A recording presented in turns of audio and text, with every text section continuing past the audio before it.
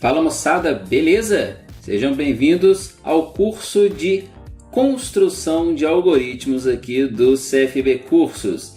E esse curso destina-se a pessoas que querem aprender desde o básico, programação de computadores, a você que pretende ingressar em um curso de graduação, um curso técnico da área de programação de computadores, ou você que está cursando uma faculdade, análise e desenvolvimento de sistemas, ciências da computação, sistemas de informação, engenharia de software, engenharia da computação e afins, todos os cursos voltados aí para a parte de computação. Vocês vão encontrar essa cadeira no curso de vocês e hoje nós vamos começar a primeira aula de introdução ao curso de construção de algoritmos. Então, bora para a prática. E para a gente começar, nós precisamos, obviamente que muita gente já sabe o que é um computador, mas nós vamos começar a destrinchar, a definir, a colocar em pratos limpos sobre o que é um computador. E hoje em dia a definição de computador ela está bastante ampla. Olha só, o computador não é mais só aquele dispositivo que tem um monitor, um teclado, um mouse, um gabinete, que muita gente chama de CPU. Na verdade, a CPU está dentro do gabinete, mas esse é um assunto para outra aula. O computador deixou de ser esse formato padrão que muita gente conhecia há um tempo atrás, que inclusive não foi o primeiro formato de computador que existiu. Se a gente voltar lá atrás, nos primeiros computadores, a gente vai ver que eram dispositivos gigantescos, imensos, e não tinham nada a ver com esse formato de tela, com teclado, mouse, gabinete, Mas esse conceito, essa visão de computador, ela ainda está mudando. E ela vai mudar ainda com o passar dos anos, com o advento de novas tecnologias, novos dispositivos. Hoje, a gente consegue destrinchar o computador de uma série de maneiras, além do padrão. Eu estou falando que é o gabinete, o teclado, o mouse, o monitor, a impressora, esse conjunto. Hoje, por exemplo, vamos citar outros exemplos de computadores. Eu tenho um aqui no meu braço, uma Smart Band, os smartwatch, os smartphones, Então, todos esses dispositivos são exemplos de computadores. Dentro de uma televisão hoje, por exemplo, você tem um computador, uma calculadora, assim a gente faz contas simples, desde uma calculadora comum a uma calculadora científica, são exemplos de computadores. E até mesmo as formas mais divertidas de computadores, os nossos videogames do dia a dia. E aí a gente começa a ler desde lá dos primeiros videogames, das primeiras gerações, segunda geração. Vamos pegar um bem antigo aqui, por exemplo, o Atari, por exemplo, e evoluindo um pouquinho, Master System, Phantom System, Super Nintendo, Nintendo Mega Drive, PlayStation, Xbox, que mais? Por aí vai. Todos esses videogames são computadores, são modelos de computador. Mas espera aí, vamos definir computador de uma forma mais técnica para a gente conseguir correlacionar tudo isso. Qual que a gente pode falar de um computador? Basicamente, ele é um conjunto, é um dispositivo que ele vai possuir, por exemplo, unidades de entrada, unidades de saída, e a gente fala periféricos de entrada, periféricos de saída, de dados ou informações, unidades de armazenamento e unidades de processamento. Então veja bem, falamos 4 coisas aqui, unidades de entrada, unidade de saída, unidade de armazenamento e unidades de processamento. Legal? Tendo esses quatro itens aqui, a gente consegue englobar de uma forma geral os computadores. Mas a Smart Band, por exemplo, a Smart Band não tem unidade de entrada? Como não? Tem sim. A unidade de entrada, ela não precisa necessariamente ser um teclado ou um mouse. Vocês não estão vendo, né? Mas eu estou pegando neles aqui. Acho que a câmera... Aqui, ó, um teclado ou um mouse. Ele pode ser, por exemplo, um sensor. No caso da Smart Band, ela tem vários sensores que produzem dados para o dispositivo. Desde o sensor que capta oxigenação, capta frequência cardíaca, capta, por exemplo, consegue definir quantos passos eu dei, consegue definir, por exemplo, aonde eu estou posicionado dentro do globo terrestre. Então, todas essas formas de coleta de informações, de geração de dados para o dispositivo, são a parte dos dispositivos de entrada. E os dispositivos de saída, aí são realmente monitores, né? Telas aqui, ó, tem uma telinha na Smartwatch, na Smart Band, no Smartwatch, no celular, tá? A gente está falando também do celular, tá? Então, telas são os principais dispositivos de saídas, mas a gente também tem as impressoras, e tem as impressoras que são multifuncionais, que por si só são dispositivos de entrada e saída. Legal? Então a gente está falando de periféricos, daqui a pouco a gente entra mais nessa seara. Mas também tem os dispositivos, as unidades de armazenamento. Quais são as unidades? Então veja bem, aqui, vamos lá. Nós estamos falando de unidade principal ou primária e unidade secundária. Quando a gente fala de unidade de armazenamento principal dentro do nosso computador, eu não estou falando do HD, onde a gente guarda os nossos dados. Eu estou falando de uma memória que se chama memória RAM. RAM de Random Access Memory, memória de acesso aleatório. Então, essa é a memória principal. É uma memória que funciona somente enquanto o computador estiver ligado. Tá ligado? Tá funcionando, tá operando, tem dados circulando. Eu desliguei o computador, tudo que está ali é perdido. Por isso, é uma memória que não tem um acesso permanente, o acesso dela é temporário.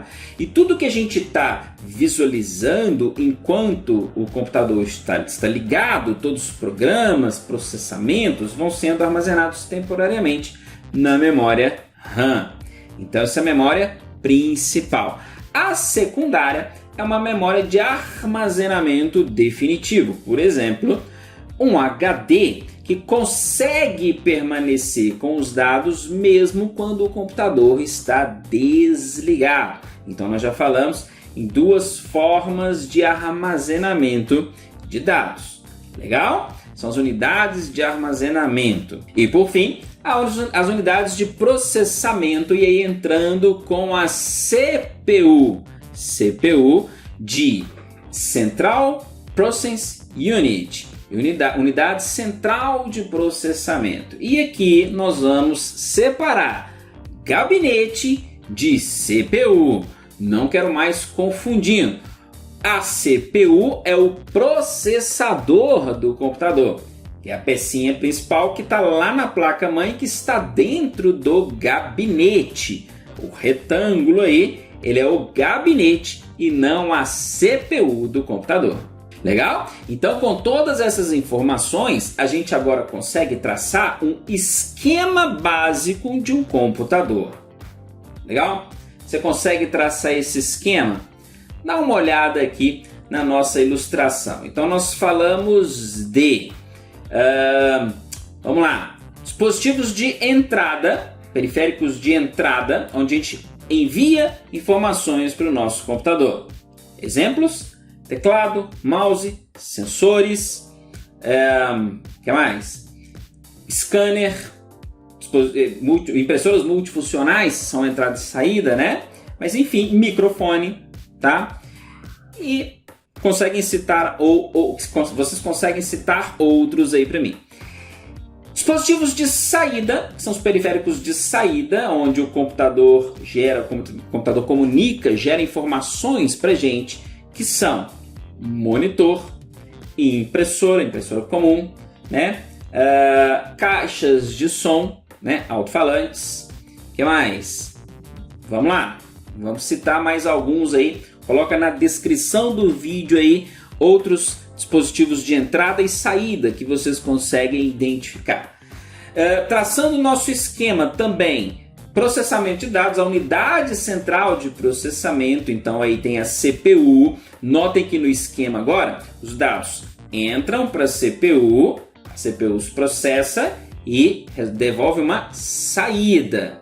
Legal? E aí, em conjunto com a CPU, nós temos a memória principal, certo? De armazenamento temporário, que vamos chamar vamos falar que é a nossa memória RAM.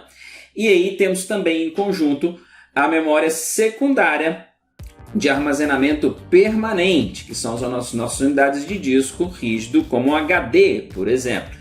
Independente se é um HD comum, IDE, SATA, se é um SSD, se é um M2, enfim, a gente está falando de uma unidade de armazenamento permanente, né? Legal? Então, nesse esquema básico, para que esse esquema básico funcione, nós precisamos, para a gente dar vida a esse esquema básico, nós precisamos de uma linguagem de programação. Nós precisamos de softwares, de programas. E aqui a gente começa a identificar os termos hardware e software, onde hardware é toda a parte física do nosso computador. Tudo que eu posso tocar, o teclado, o mouse, o monitor, a câmera que está filmando aqui, o microfone que está captando o som, né?